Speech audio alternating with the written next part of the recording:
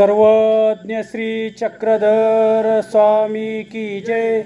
श्री दत्तात्रेय प्रभू महाराज की जय। सगळ्यांनी माझ्या समोर जेवण केलेले तरी आपण जय म्हणायला कंटाळा करतोय। श्री गोपाल कृष्ण महाराज की जय।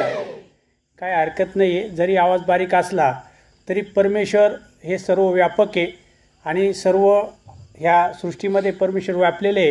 तुम्ही हळू जरी म्हटले तरी जय देवापर्यंत पोचतो, तुम्ही जोरात जरी म्हटले तरी तो देवापर्यंत पोचतो आणि तुम्ही नाही म्हटले तरी देवाला कळतं की वो हा पुढे भविष्यात कधीतरी जय म्हणेल।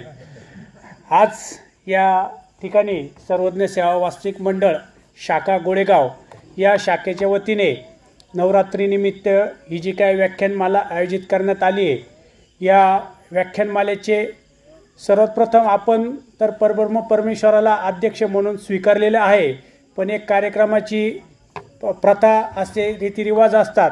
त्या रीतिरिवाजाप्रमाणे तुम्ही आम्हाला परमार्ग सेवक भगवान बारगजे सर यांना अध्यक्षपद भूषवलं, आम्हाला पण प्रमुख पाहुणे म्हणून पद भूषवलं। त्यानंतर इथे व्याख्यानमाला बोलण्याची संधी दिली। तर आजच्या या कार्यक्रमाचे अध्यक्ष परमार्ग सेवक भगवान बारगजे सर, त्याचप्रमाणे या सर्वज्ञ सेवा वास्तविक मंडळ गोळेगाव, या गोळेगावमध्ये आता असं कोणी राहिलं नाही की व त्यांचं म्हणजे कोणाचं विशिष्ट नाव घ्यावं, कारण मी आज सगळ्यांचंच नाव घेतो, कारण आज तुम्ही सर्व ॲक्टिव्ह झालेले, सर्व धर्मकार्यात अत्यंत हिरिरीने भाग घेत आहे असे सर्व परमार्ग सेवक। त्यानंतर सर्वज्ञ सेवा वास्तविक मंडळ प्रथम महिला शाखा, त्या महिला शाखेचे सर्व पदाधिकारी, त्यानंतर माझे छोटे बालमित्र आणि वास्तविक बंधू भगिनींनो, मी तुमचं कौतुक करेल की मला घरचे विचारत असतात की आज तुम्ही कुठे चालले कार्यक्रमाला, तर मी त्यांना सांगत असतो की मी गोळेगावला चाललो। तर घरचे म्हणतात तुम्ही गोळेगावला चालले का, खूप आनंदी होतात। तर त्यांना मी सांगितलं मी गोळेगावला नाही जात, ते गोळेगाव माझं आता कुटुंब झालेले आहे, कारण इथे आल्यानंतरून असं कोणतं घर नाही मला ते परक वाटत नाही। मला असं वाटतं की पूर्ण गाव आता माझं आहे, प्रत्येक घर माझं आहे। हे सर्वांनी तुम्ही आम्हाला प्रेम दिलं, गेल्या 15 वर्षापासून तुम्ही आम्हाला प्रेम दिलं, वेगवेगळ्या कार्यक्रमातून आम्हाला इथे बोलवलं। आमची लायकी नसताना, आमची योग्यता नसताना आपण आम्हाला एक व्याख्याते म्हणून आज या ठिकाणी उभं केलं। त्यामुळे मी या गोळेगाव वती जे काही सर्व पदाधिकारी आहे, सर्व नामधारक उपदेशी वासनिक बंधू भगिनी, त्यांचे सगळ्यांचे प्रथम मी आभार व्यक्त करेल। कारण आजच्या या धक्काधुक्कीच्या युगामध्ये प्रत्येकाला वाटतं की अभ्यास जो असतो ते फक्त साधू संत करतात आणि नामधारक उपदेशी वासनिक जे असतात ते फक्त प्रपंच करत असतात। आणि आजपर्यंत कितीतरी लोकांची अशी समज झालेली आहे की जे काही व्याख्यान असेल किंवा जे काही ज्ञान द्यायचं असेल ते साधू संतांकडूनच घेतलं पाहिजे किंवा साधू संतांनी दिलं पाहिजे। तर बरोबर आहे, साधू संतांकडून घेतलं पाहिजे, त्यांचंही ऐकलं पाहिजे आणि ते आपल्याला ज्ञान देतात, त्यांच्याशिवाय आपण पुढे जाऊ शकत नाही। पण जोपर्यंत नामधारक उपदेशी अभ्यासाला लागणार नाही, धर्म समजून घेणार नाही किंवा धर्म व्यवस्थित समजून तो पुढे आचरण्याची तयारी ठेवणार नाही, तर साधू कुठून तयार होणार आहे। जे काय आज साधू संत आपल्यासमोर निर्माण झालेले ते कधीतरी आपल्यासारखे प्रपंचात होते ना।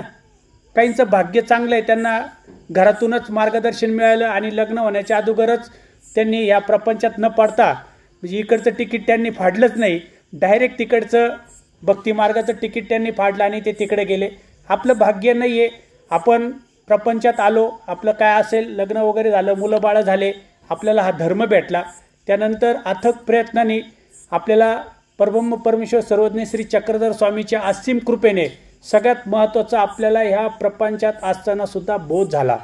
बोध झाला म्हणजे नेमकं काय आलं, जीव कोण, देवता कोण, प्रपंच कोण आणि परमेश्वर कोण। आज समाजामध्ये आपण बघतोय की प्रत्येकजण आपापल्या परीने भक्ती करते, प्रत्येक व्यक्ती भक्ती करतो। मी माझ्या प्रत्येक सत्संगात सांगत असतो, असं कोणीच व्यक्ती नाही आहे की त्याची कुठेतरी श्रद्धा नाही आहे, तो कोणाला देव मानत असतो। पण आज आपण तत्त्वज्ञानाने परमेश्वर कोण हे समजून घेतलेले आहे, म्हणून आपली चुकीची कुठेही भक्ती नाही आहे, जी यथार्थ आणि प्रत्यक्ष परमेश्वर भक्ती हा महानुभाव साधक करत असतो। ह्या महानुभाव पंथातली सर्व साधक करत असतात, हे आपलं परम भाग्य आहे, हे परमेश्वराच्या कृपेने आपल्याला ते प्राप्त झालेले आहे। आणि सर्वज्ञ श्री चक्रधर स्वामी जेव्हा सन्निधानात होते तेव्हा त्यांची भक्ती करणारे भरपूर भक्त होते। पूजनीय आचार्य असतील, पूजनीय माईम भट्ट असतील, पूजनीय बाईसा असतील, हे प्रत्यक्ष सन्निधानात होते आणि त्यांनी सन्निधानात राहून प्रत्यक्ष परमेश्वराचं सेवादास्य केलं. सो मुखाने त्यांना ज्ञान झालं. ते तेवढे भाग्यवंत होते. आपण तेवढे भाग्यवंत नाही. परमेश्वर स्वामी श्री चक्रधर महाराज उत्तरापंथी जाण्याची त्यांना प्रवृत्ती झाली आणि स्वामी श्री चक्रधर महाराज आता उत्तरापंथी जाणार आहे. त्या देवाच्या कृपेपेक्षा त्या भक्तांची जास्त आपण आभार मानले पाहिजे की स्वामी श्री चक्रधर महाराज ह्या महाराष्ट्रातून आता निघून जाणार आहे, उत्तरापंथी जाणार आहे. असं जेव्हा वातावरण तयार झालं त्यावेळेस पूजनीय महदायसा असतील, पूजनीय माईम भट्ट असतील, पूजनीय आचार्य असतील, यांनी आपल्यासाठी अथक परिश्रम घेतले. मी असं समजतो आपल्यासाठी खरंच अथक परिश्रम घेतले की त्यांनी त्यावेळेस स्वामी श्री चक्रधर महाराजांना प्रश्न केले की देवा आता तुम्ही आम्हाला सोडून जाताय, म्हणजे तुम्ही आम्हाला सन्निधान देताय, तर आज सन्निधानात आल्यानंतरून आम्ही तुमची भक्ती कशी करू, आम्ही तुम्हाला कसं आठवू. याच्याही पुढे जाऊन सांगाल पूजनीय ज्या महदायसा होत्या त्या पूजनीय महदायसांना वाटलं की स्वामी श्री चक्रधर महाराज आता आपल्याला सोडून जात आहे. तर स्वामी श्री चक्रधर महाराजांना त्यांनी विनंती केली की देवा तुमची जी काय उत्तरापंथी जाण्याची आता जी काय तळमळ सुरू झाली किंवा तुम्ही जाणार आहे आता, आणि देव ते संकेत पण देत होते, तर ही तुमची प्रवृत्ती कशाने भंगेल, आम्हाला एखादा उपाय सांगा, आम्ही तो उपाय करू आणि त्या उपायामुळे तुमची ही प्रवृत्ती भंगेल. तर स्वामी श्री चक्रधर महाराजांनी त्यांना प्रथम उपाय सांगितला की सरलेकार पूजनीय माईम भट्ट जर येतील आणि आम्ही जर त्यांना गीता सांगू तर त्यामुळे आमची उत्तरापंथी जाण्याची प्रवृत्ती भंगणार आहे. नंतर दुसरा उपाय सांगितला की जो राजा आहे त्या राजाने जर आम्हाला बोलवलं तर आमची प्रवृत्ती भंगेल. आणि तिसरा उपाय काय सांगितला बंधूंनो माहिती आहे का, तो आजच्या माझ्या विषयाला धरून आहे की नामस्मरणाचं महत्त्व हा माझा विषय, या विषयाला धरून तो विषय महत्त्वाचा आहे. तिसरा उपाय पूजनीय महदायसांना स्वामी श्री चक्रधर महाराजांनी सांगितलं जर तुम्ही 1 लक्ष नामस्मरण केलं तर त्या नामस्मरणाने आमची प्रवृत्ती भंगेल. मग पूजनीय महदायसांनी विचारलं की देवा ठीक आहे, आम्ही तुमचं लक्ष जाप्य करतो, आम्ही कोणत्या नामाचं स्मरण करू देवा की ज्याने तुमची जाण्याची प्रवृत्ती भंगेल.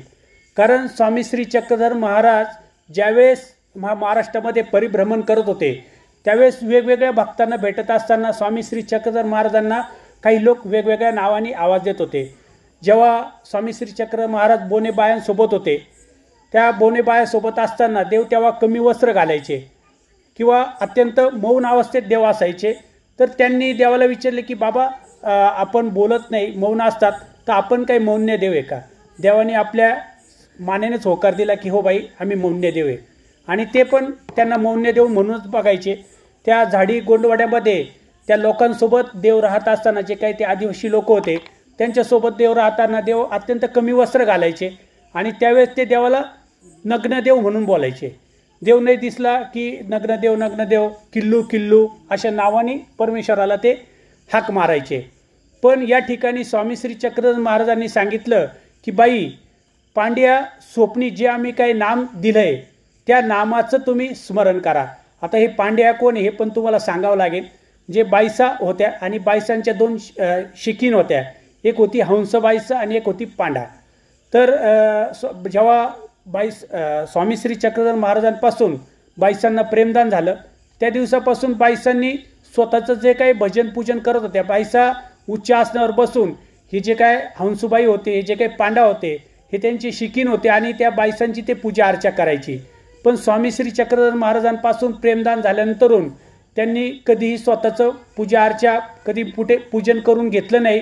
ते स्वामी श्री चक्रधर महाराजांना उच्च आसनावर बसवायचे आणि त्यांचं पूजा अर्चा करून घ्यायचे.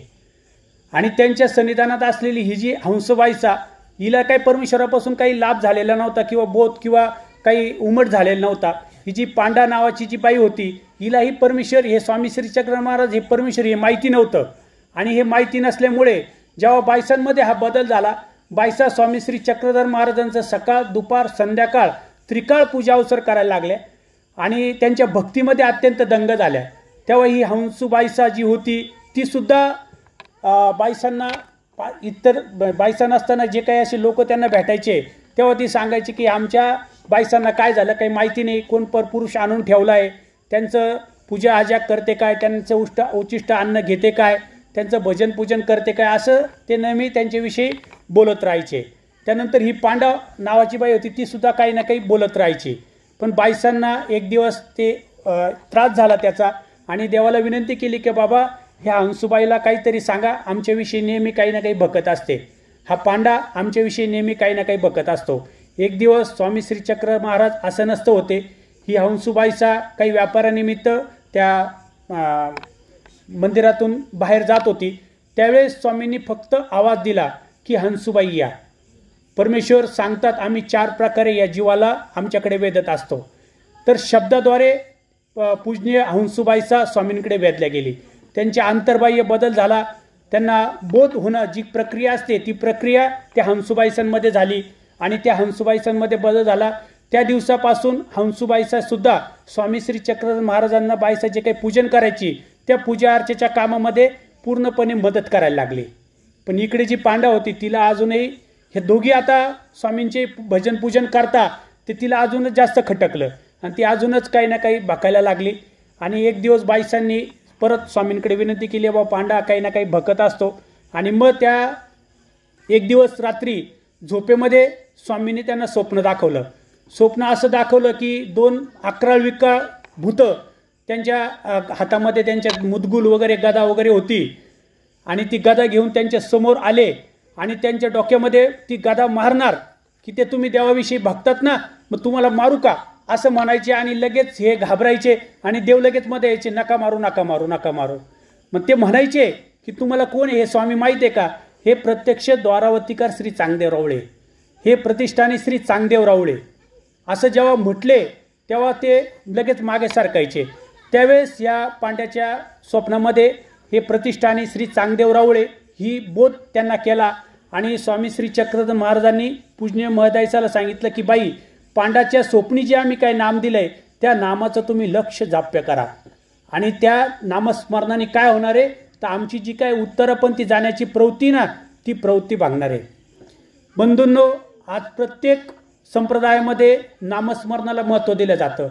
माझा अन्य संप्रदायाविषयी काही अभ्यास नाही आहे, थोडा बहुत अभ्यास आहे. माझे मित्र होते ते सुद्धा अन्य धार्मिकता करतात, आणि त्यांच्याशी मी जेव्हा चर्चा करतो संवाद करतो तेव्हा त्यांनी सांगितलं की आम्ही सुद्धा नामस्मरण करतो. मग मी त्यांना काही प्रश्न विचारले तर त्या प्रश्नाचे त्यांना काहीही उत्तरं देता आले नाही.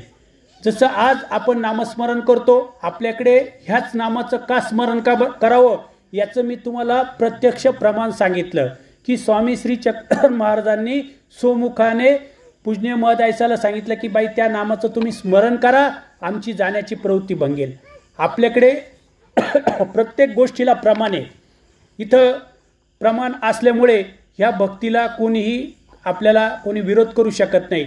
मी त्यांना जेव्हा विचारतो की तुम्ही नामस्मरण करतात ते कशा पद्धतीने करावं, कोणाचं करावं, कशा पद्धतीने करावं, त्यातून तुम्हाला काय फायदे होणार आहे, काय तोटे होणार, ते काही सांगत नाही. ते म्हणतात तुम्हाला आम्हाला फक्त गुरुंनी सांगितलं की हे नाम घे आणि याचं तू जप कर, बाकीचं काही विचारू नको कसं करायचं काय करायचं. तर इथे कुठलीही अशी पद्धतीने म्हणजे अंदाजाने कुठल्या प्रकारची महानुभाव संप्रदायातले साधक भक्ती करत नाही.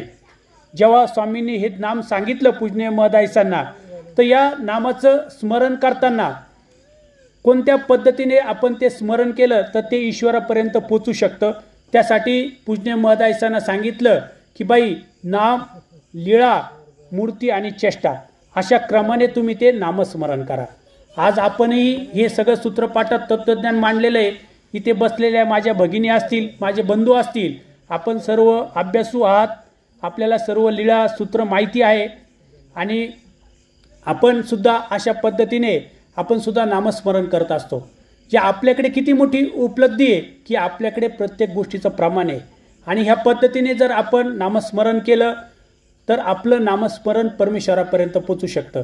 आता जे मी काही नाम, लीळा, मूर्ती, चेष्टा सांगितली तर हे जे परमेश्वर नाम आहे हे नामाचा परमेश्वर कधी स्वीकार करतात, कुठे त्यांनी तो अभिमान घेतलेला असतो. बंधूंनो, जेव्हा परमेश्वर जेव्हा अव्यक्त असतात त्या अव्यक्तातच परमेश्वराने नामाचा अभिमान घेतलेला असतो, किंवा व्यक्त झाल्यानंतर सुद्धा ते विशिष्ट नामाचा अभिमान घेत असतात, आणि त्या नावाने जेव्हा आपण त्यांना बोलू तेव्हा ते त्या नामानेच ते आपल्यापर्यंत येऊ शकतात. मी तुम्हाला एक लीळा सांगेन. की स्वामी श्री चक्रधर महाराजांच्या सन्निधानामध्ये एक चांगदेव भट्ट नावाचे भक्त होते. स्वामींसोबत ते रुद्रपूरला सुद्धा गेलेले होते. रुद्रपूरला ते राहिले आणि रुद्रपुराला राहून थोड्या दिवसांनी पुन्हा ते इकडे गंगा तीराला आले आणि गंगा तीराला आल्यानंतर ते स्वामींच्या सोबत राहू लागले. गावातल्या काही प्रतिष्ठित लोकांनी स्वामींना भेटले आणि सांगितलं की बाबा, हे जे काय पूजनीय चांगदेव भट्ट तुमच्या सोबत राहतात, यांची माता बऱ्याच दिवस झाले हे घरी गेले नाही, त्यामुळे यांची माता यांना भेटण्यासाठी खूप तीव्र इच्छा व्यक्त करत असते. प्रत्येकाजवळ दुःख करते, व माझा मुलगा येत नाही, मला भेटत नाही, तर तुम्ही काय करा, यांना घरी पाठवा. मग अशा वेळी स्वामींनी त्यांना सांगितलं की तुम्ही चांगदेव भट्टांना सांगितलं की तुम्ही घरी जा. आणि घरी गेल्यानंतर त्यांना सर्व तयारी, दुसऱ्या दिवशी बायसांनी त्यांची सर्व तयारी करून दिली. आणि जाताना स्वामी श्री चक्रधर महाराज 4 पाऊल त्यांच्यासोबत चालत आले. आणि आता हे जे चांगदेव भट्ट आहे ते आता संसारात जाणार आहे. आणि संसारात गेल्यानंतर किती व्याप असतो, किती अडीअडचणी असतात. कदाचित 800 वर्षापूर्वी देवाला माहिती असावं, कारण संसारात गेलेला माणूस अडीअडचणी व्यापामुळे त्याला परमेश्वराची आठवण होईल की नाही हे सांगता येत नाही.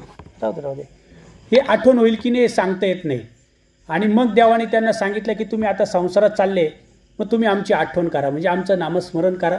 त्या नामस्मरणातून तुम्हाला आमची आठवण होईल. मग ही आठवण तुम्ही किती वेळा करा, तर त्यांनी सांगितलं, देवाने त्यांना सांगितलं की 10-20 वेळा करा. नाही 10-20 वेळा जमलं तर 7-5 वेळा करा. नाही 7-5 वेळा जमलं तर तुम्ही 2-3 वेळा तरी करा. आणि 2-3 वेळाही नाही जमलं तर कमीत कमी झोपताना आणि जेवताना तरी आमची आठवण करा. अशा पद्धतीने पूजनीय चांगदेव भट्टांना देवाने ह्या नामस्मरणाचं, म्हणजे देवाला आठवण्याचं जे काही नाम हे माध्यम आहे, त्या नामस्मरणातून त्यांना आठवण करायला लावली. कारण ज्या आठवणीने काय होणार आहे की परमेश्वराचा विसर आपल्याला पडणार नाही आहे. बंधूंनो, आज जरी आपण परमेश्वराच्या जवळ नाही किंवा परमेश्वर आपल्या जवळ नाही आहे, पण हे परमेश्वराचं नाम आपल्या जवळ असल्यामुळे आज आपण त्या परमेश्वराचं स्मरण करू शकतो. त्या परमेश्वराला आठवलं तर तो परमेश्वर आपल्या जवळ येऊ शकतो. यानंतर आपल्याला जे काही 5 नामं सांगितलेले त्याचं प्रमाणसुद्धा आपल्याकडे असलं पाहिजे की स्वामी श्री चक्रधर महाराजांनी की हे 5 नामं सांगितले, या 5 नामाचं स्मरण सांगितलं, हे कुठे सांगितलं, केव्हा सांगितलं, कोण्या भक्ताला निमित्त करून सांगितलं, हे प्रमाण आपल्याला माहिती असलं पाहिजे. जेव्हा आपल्याला शास्त्रामध्ये जे काही सांगितले त्याचं प्रमाण जेव्हा आपल्याकडे असतं, तेव्हा आपण ठोकून आणि आत्मविश्वासाने ती भक्ती करू शकतो. एक दिवस उठलो होतो, लीळा वाचत होतो, आणि ती लीळा जेव्हा समोर आली, त्या लीळेतून मला प्रमाण सापडलं की आपण कोणत्या 5 नामाचं स्मरण करावं. हे पूजनीय आचार्य श्री जेव्हा स्वामींच्या ठिकाणी अनुसरल्यानंतर ते स्वामींच्या ठिकाणी उठबस करायला लागले. स्वामींच्या ठिकाणी आपलं सर्व काही सेवादास्य ते करायला लागले आणि सर्व त्यागलं होतं. त्यांच्याकडे आता कुठल्या प्रकारची संपत्ती, कुठल्या प्रकारचा मानपान, कुठल्याही प्रकारचे नातेवाईक, कुठल्याच प्रकारची संपत्ती त्यांच्या ठिकाणी राहिली नव्हती. त्यामुळे एक दिवस सकाळी स्वामी परिसरे सारून आल्यानंतर स्वामी आसनस्थ झाले. स्वामी आसनस्थ झाल्यानंतर आचार्य श्री आले, स्वामींना दंडवत केले आणि देवाजवळ बसले. आणि देवाला ते म्हणताय की देवा, आम्हाला तुम्हाला भजायचं पूजायचं आहे, पण मी आता असं तुमच्या ठिकाणी अनुसरलो आहे, माझ्याकडे काही द्रव्य नाही आहे, तर मी तुम्हाला कशाने भजू पूजू. तेव्हा स्वामींनी सांगितलं की परमेश्वर काय असं द्रव्याने भजल्या पूजल्या जातो काय?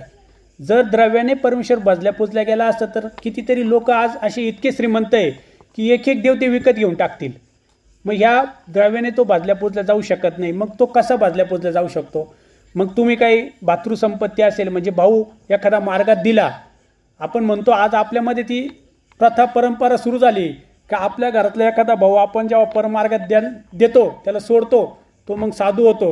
मग आपण सगळ्यांना सांगतो की आम्ही एक भाऊ आमचा परमार्गात दिला, आणि आपल्या डोक्यामध्ये हवा घुसून जाते की आता त्यांनी देवधर्म केले, तो ईश्वर प्राप्तीला गेला, म्हणजे आपण 100% जाऊ. तर ही डोक्यात कोणाच्या हवा घुसलेली असेल, मग तो भाऊ दिला किंवा आईवडील दिले किंवा बहीण दिली किंवा मित्र जरी दिले, आपण मार्गातमध्ये सोडले, तर त्यांच्यामुळे आपल्याला काही देव होणार नाही. त्याच्यासाठी तुम्हाला देव जर पाहिजे असेल तर तुम्हाला स्वतःलाच अनुसरावं लागणार आहे. म्हणून हे तत्त्वज्ञानातून आपल्याला समजणार आहे. तर ह्या कोणत्याही गोष्टीने आपल्याला देव होणार नाही. ज्याला देव पाहिजे त्याला स्वतः परमेश्वराला अनुसरावं लागणार आहे. मग पूजनीय आचार्यांनी विचारलं की सांगा देवा, आम्ही तुम्हाला कशाने भजू पूजू. त्यावेळेस स्वामींनी सांगितलं की परमेश्वरा स्मरणे, चिंतने, गुणानुमोदे आणि भजने, कीर्तने तो भजल्या पूजल्या जाऊ शकतो. म्हणजे स्मरणाने परमेश्वर भजल्या पूजल्या जाऊ शकतो. याचं प्रमाण आपल्याकडे ह्या लीळेमध्ये आहे की आज आपण असन्निधानामध्ये परमेश्वराचं स्मरण करा. मग पूजनीय आचार्यांनी विचारलं की देवा आम्ही कोणत्या नामाचं स्मरण करू. त्यावेळेस स्वामींनी त्यांना 5 नामं सांगितले. ह्या 5 नामाचं त्यांनी सांगितलं की तुम्ही त्रिकाळ स्मरण करा आणि 5वं नाम ते तुम्ही निरंतर स्मरण करा. निरंतर म्हणजे सकाळी उठल्यापासून रात्री झोपेपर्यंत. पूजनीय आचार्य जे काही नामस्मरण करायचे त्यांचं जे नामस्मरण होतं ते अष्टप्रहर नामस्मरण व्हायचं. अष्टप्रहर म्हणजे 24 तास. तुम्ही म्हणाल की आचार्य तर व्यापाराला जायचे, आचार्य जेवत असतील किंवा आचार्य झोपत असतील, मग त्यांचं अष्टप्रहर नामस्मरण किंवा परमेश्वराचं चिंतन मनन कसं होत असेल. जे रात्री झोपताना सुद्धा ते परमेश्वराला आठवतच झोपायचे आणि सकाळी उठताना परमेश्वराला आठवत उठायचे आणि दिवसभर तर त्यांचं सेवादास्य नामस्मरण वगैरे चालूच असायचं. अशा पद्धतीने त्यांचं अष्टप्रहर स्मरण परमेश्वराच्या ठिकाणी लेखी लागायचं. आणि परमेश्वराने हे 5 नामं सांगितले. ते 5 नामाचा मी उल्लेख तुमच्या या ठिकाणी करणार नाही, तर तुम्हाला सगळ्यांना ते 5 नामं माहिती आहे आणि तुम्ही त्या पद्धतीने आज प्रत्येकजण नामस्मरण करताय. पण आपल्याला याचं प्रमाण माहिती असलं पाहिजे की स्वामी श्री चक्रधर महाराजांनी कुठल्या प्रमाणात सांगितलेलं आहे, कुठल्या लीळेत सांगितलेलं आहे, कुठल्या सूत्रात आपल्याला हे सांगितलेलं आहे. आज मी या ठिकाणी तुम्हाला ते प्रमाण सांगण्यासाठी फक्त आलेलो आहे. कारण नामस्मरणाने काय फायदे होणार आहे आता पुढे आले की स्वामींनी सांगितलं की जो कोणी या 5 नामाचं स्मरण करेल, 5वं नाम ते निरंतर स्मरेल, त्याच्याने त्याला 10 फायदे होणार आहे. आणि ते 10 फायदेसुद्धा माझ्या अंदाजे कुणीतरी व्याख्याते आहे या ठिकाणी, त्यांनी ते नामाचे 10 फायदे हा विषय घेतलेला आहे. तर ते नामाचे 10 फायदे मी आज सांगणार नाही. माझ्यामुळे त्यांना अडचण नको व्हायला की किरण भाऊ आले माझा विषय घेऊन गेले. तर मी जेवढं प्रमाण मला देता येईल नामस्मरणाचं ते मी तुम्हाला देण्याचा प्रयत्न करणार आहे. कारण आज जरी आपण परमेश्वरापासून दूर असलो तर हे नाम आपल्या हृदयामध्ये आहे आणि ह्या नामाने आपल्यामध्ये एक मानसिक आज समाजामध्ये जे काही मी लोक बघतो, मी रस्त्याने चाललो होतो, वॉकिंग करत होतो आणि 4-5 लोक बसलेले होते. ते बसलेले असताना त्यांचा विषय चालू होता की बाबा त्यांच्या घरामध्ये एक ज्येष्ठ व्यक्ती आहे, त्यांनी इतकी संपत्ती कमवली, इतका मानपान कमवला, पण तो आता आजारी आहे. तर ते बोलत होते की अरे तो काही आजारी नाही म्हणे, त्याला कुठला आजार नाही आहे म्हणे, त्याला काहीच प्रॉब्लेम नाही आहे. मग दुसरा म्हणतो मग तू म्हणतो त्याला काहीच आजार नाही, काहीच प्रॉब्लेम नाही, तर मग तो का असं त्रास देतोय, का असं वेड्यासारखा करतोय. तो मानसिक त्याचा आजार आहे म्हणे. म्हणजे आज लोक शरीराने पैशाने सगळ्या गोष्टींनी सदृढ झालेले, पण आतून मानसिक माणूस खूप खच्चीकरण झालेलं आहे. मानसिक स्ट्रॉंगनेस आज माणसाजवळ राहिला नाही. आणि ज्याच्या मुखात हे नामस्मरण असेल त्याला 100% मानसिक शक्ती मिळत असते, मानसिक बळ मिळत असतं. जोपर्यंत मानसिक आपण स्ट्रॉंग होणार नाही तोपर्यंत बाह्य अंगावरती त्याचं जे काही प्रतिक्रिया दिसायला पाहिजे त्या दिसणार नाही. एखादा मल्ल असतो, तो चांगला आहार घेतो, चांगला सराव करतो आणि तो सराव त्याच्या शरीरावरती तो दिसत असतो. तसं हे नाम ज्याच्या मुखामध्ये आहे त्याच्या चेहऱ्यावरती त्या परमेश्वराचा आत्मविश्वास दिसत असतो.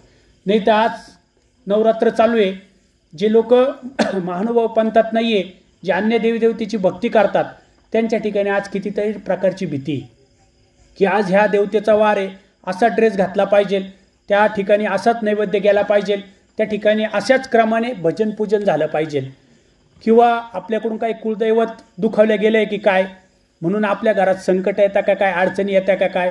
कितीतरी अज्ञानामुळे कितीतरी आज समाज मानसिकदृष्ट्या खच्ची झालेला आहे.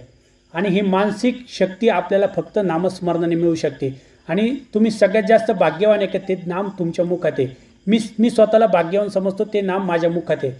आमचे मित्र परमार्गसेवक भगवान बारगेचे सर आणि आम्ही जेव्हा फिरत असतो आणि आम्ही गप्पा करत असतो तेव्हा आमच्यामध्ये विनोदाने आम्ही म्हणत असतो की ह्या जगात एक नामतारी बाकी सब दुकानदारी, आणि ते नाम आपल्या ठिकाणी आहे. जे आपल्याला कुठल्याही दुकानदारीला शरण जाण्याची गरज नाही. आणि जर हे नाम एवढं श्रेष्ठ नाम जर तुमच्या मुखात असेल आणि एवढं असूनही तुमच्या मनामध्ये जर काही शंका असतील, काही अडचणी असतील, किंवा तुम्ही काही ज्योतिष विधी करत असेल, ते काही पत्रिका पाहत असतील, तुम्ही काही खडे तुमच्या हातामध्ये घालत असतील, तुम्ही ज्या अन्य देवतेचे काही नवस फेडायला तुम्ही जात असेल, किंवा वेगवेगळ्या प्रकारचे आता पितृदोष आलेले, त्यानंतरून वास्तुदोष आलेले, हे जर आपण करत असेल आणि आपण काय विषय व्यवस्था करतो की अन्य यांच्याकडे नाही जायचं. आपल्या महानुभाव पंथात सुद्धा आता हे करणाऱ्यांची भरपूर संख्या आहे. आणि ते साधूचे कपडे घातलेले आपण श्रद्धा ठेवतो की हे साधू आहे, जे आपल्यापेक्षा यांना जास्त ज्ञान आहे आणि हे जर आपल्याला काही सांगत असेल तर काय अडचण यांच्याकडून समजून घ्यायला. कारण मी आत्ताच एका ताईंशी फोनवरती बोललो. त्या फोनवरती बोलत असताना त्या ताईंनी मला सांगितलं की दादा तुम्हाला काय असं वाटतं की फक्त नामधारक उपदेशी वासनिकच आता हे ज्योतिष वगैरे बघता का, हे नवग्रहामध्ये हे अंगठ्या वगैरे हातात घालता का, किंवा जे काही कर्मकांड करत असेल ते फक्त नामधारक उपदेशी वासनिकच करता का. तर तसं नाही आहे म्हणे दादा, मार्गातले कितीतरी साधू कितीतरी तपस्विन्यासुद्धा हे कर्मकांड करतात. तर हे आपल्याला समजून घ्यावं लागणार आहे की यांची ही अवस्था का झालेली आहे. कारण आत्ताच आपल्या परमार्गसेवक भगवंतदादांनी आजचा जो विषय मांडला की हिंसा, स्वामी श्री चक्रधर महाराजांना जो जीव अनन्यभावे शरण जातो त्या जीवाला परमेश्वराने सांगितले फक्त 3 दोष तुम्ही तुमच्या हातून घडू नका. एक लीळाच ती तुमच्यासमोर सांगतो की एकदा आचार्य श्री देवाजवळ बसलेले असतात आणि देव असं नसता असता आचार्य श्री भक्तजन सर्व बसलेले असतात आणि स्वामी सांगतात की ह्या जीवाला, कोणत्याही जीवाला परमेश्वर कधीच प्राप्त होऊ शकत नाही. आचार्य श्रींना फार दुःख झालं की अरे मी तर अनुसरलो आहे, सकाळपासून संध्याकाळपर्यंत देवाचं सेवादास्य करतोय आणि देव म्हणता की परमेश्वर आम्हाला प्राप्त होणार नाही, असं का. मग आचार्य श्रींनी देवाला विचारलं की असं काय की आम्हाला परमेश्वर का प्राप्त होणार नाही. त्यावेळेस देवाने सांगितलं की ह्या सृष्टीमध्ये असा एकही जीव नाही का तो कोणत्या दोषाने बरबटलेला नाही आहे. कोणी कर्म चांडाळे, जे कर्मनी जातीने तो जरी ब्राह्मण कुळात आलेला असेल पण कर्म इतके घाण करतो त्या कर्मामुळे त्याला दुःख भोगावं लागतात. मग कोणी कर्म चांडाळे, कोणी वंचक आहे, कोणी आत्मघातकी आहे, कोणी आपले विश्वासघातकी असतात, कोणी गुरुद्रोही आहे, कोणी मातृद्रोही आहे, कोणी ईश्वरद्रोही आहे. हे इतके दोष आता मी अभ्यास एवढं लक्षात नाही राहिलं, अजूनही 5-6 दोष आहे ते सगळे जर कोणी परतारक आहे, कोणी मार्गद्रोही आहे.